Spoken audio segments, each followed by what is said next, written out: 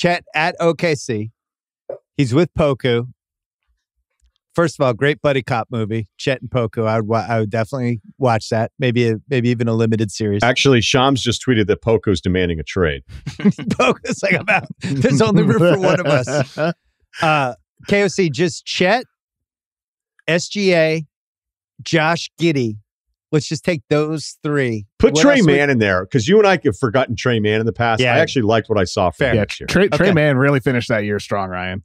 So what would you add now? What's the next move? What's the next piece for them? You keep talking about our guy Victor next year, all that stuff. But I think every bad team who's not going to make the playoffs is probably thinking of him at this point. What's like, are they a year away? Are they 2 years away? What's the timetable now? I mean, SGA said in his exit interview with Thunder Media that they're going to be taking a step forward this year, which, I mean, we'll see about that. I don't think they're quite as ready as SGA hopes they are. So I think for Oklahoma City, you're right, Bill. Every bad team is going to want Victor Wembanyama next year. But Oklahoma City has more picks than anybody ever. So I think they're positioned to do what they want to do. They could trade SGA away if they want to get worse during the year. I think for OKC, what's next? It's simply just adding more quality talent. It's not anything specific. You mean like a Kevin Durant? No, I'm not. I wouldn't go that far yet. No, I wouldn't add a veteran. I think for OKC, it's staying young, biding your time, waiting for that next crop of superstars who might be available in 2 or 3 years, because they're not close yet. Just stay young and focus on development with Daigneault as their head coach. Continue what they've been doing since they traded their veterans away. Nothing major. I'm at the point where I don't know. Would you want to be SGA at this point? He's been in the league now. He starts out with the Clippers, goes to OKC, and basically he's been put in the fridge year after year, like around February. And at some point, I would just be like, can I just play a whole season and try to make all NBA and try to be in a good team? Like, how many years do I have to do this? You know, yeah. If he was okay with this, it would concern me. Right. So if KOC's Victor Wembanyama theory is correct, it would almost make more sense for, did I say it? How close was I on the pronunciation, KOC? Pretty good. Victor, a B minus, C plus, something like that. How do you say it? Victor Wembanyama.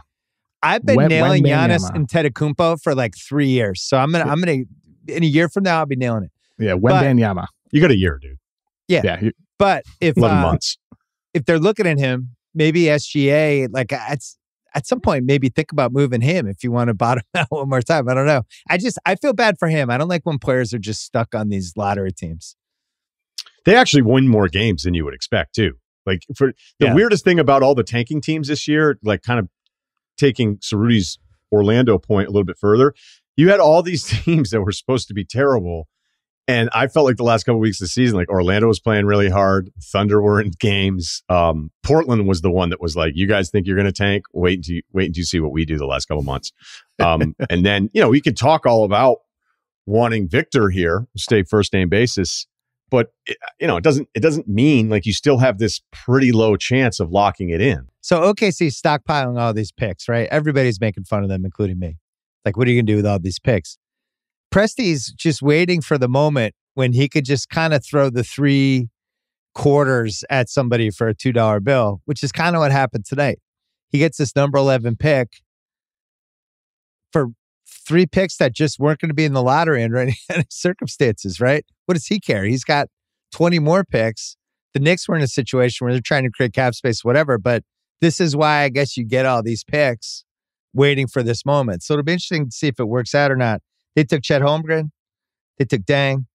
They took Jalen Williams. They have so many picks, they took a second Jalen Williams. They're just like doubling the names of guys they have on the team. They're going to have 2 Jalen Williams now. They're going to have double the names of different people. But I really like what they got going. And they still, as we covered in part 3, they still have a chance for French Vic, because it's not like this team's going to be too good. But I really like what they did. Winner for me, KOC.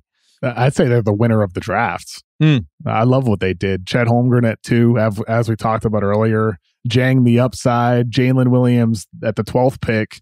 3-and-D guy with upside. And then even Jalen Williams, out of Arkansas in the 2nd round. I like Jalen Williams. He's a good player. 6'9". He does all the dirty work. That dude hustles his ass off. He's takes charges. He's going to be one of those guys that leads the league in charges, per minute. If you really, if you care about that type of stuff. Right. He just needs to extend his range, and he's going to be in the NBA for 10 years.